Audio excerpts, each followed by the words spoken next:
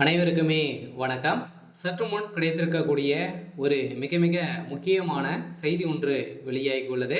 சற்று முன் செந்தில் பாலாஜி கோட்டையை பறித்த திமுக கரூரில் புதிய வேட்பாளர் அறிவிப்பு, இது மாதிரி செய்திகள் வெளியாயிருக்கு.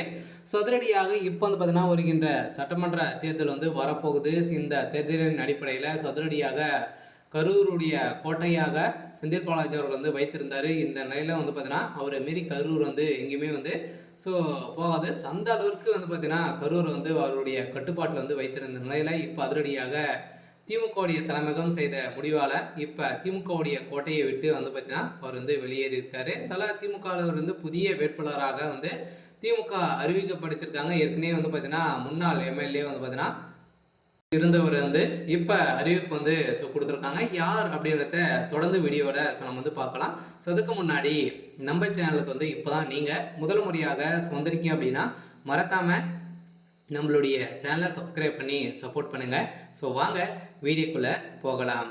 ஸோ பார்த்தீங்கன்னா அதிரடியாக கரூரில் நடந்த சம்பவத்தின் அடிப்படையிலேருந்து திமுகவுக்கும் ஸோ செந்தில் பாலாஜி அவர்களுக்கும் இடையே ஸோ நிறைய பிரச்சனைகள் இருக்குது. இந்த பிரச்சனையின் காரணமாக செந்தில் பாலாஜி அவர்கள் அங்கே ஸோ நின்னார் அப்படின்னா அவர் செய்த சம்பவத்துக்கும் பார்த்தீங்கன்னா ஒரு மிகப்பெரிய தோல்வி தான் திமுக அடையும் அப்படின்ற ஸோ திமுக கருத்து கணிப்பில் இப்போ வெளியாக இருக்குது. இந்த கருத்துப்பின் அடிப்படையில் சதுரடியாக ஒரு இந்த சட்டமன்ற தேர்தலில் புதிய வேட்பாளராக ஸோ அறிவிக்கப்பட்டிருக்காங்க. சில சட்டமன்ற தேர்தல் நெருங்கும் தருவாயில் திமுக, அதிமுக, தவேக என கட்சிகளை எதுவும் ஸோ துடிப்புடன் செயல்பட்டு வருகின்ற நிலையில் இந்த நிலையில் முன்னணி கட்சியின் தலைவர் மாறி மாறி திமுக, அதிமுக போன்ற கட்சிகள் இணைந்து வருகின்ற நிலையில் ஸோ இதையெல்லாம் கண்டு கொள்ளாத திமுகவுடைய அரசு அனைத்தையும் விட ஒரு திமுக ஒரு படி மேலே சென்று தனது முயற்சியை தீவிரப்படுத்த வந்திருக்கக்கூடிய நிலையில் இது தொடர்ச்சியாக அதிமுக தொடர்ந்து வெற்றி பெற்று வரும் கோவையில் ஸோ பி வேலுமணியின்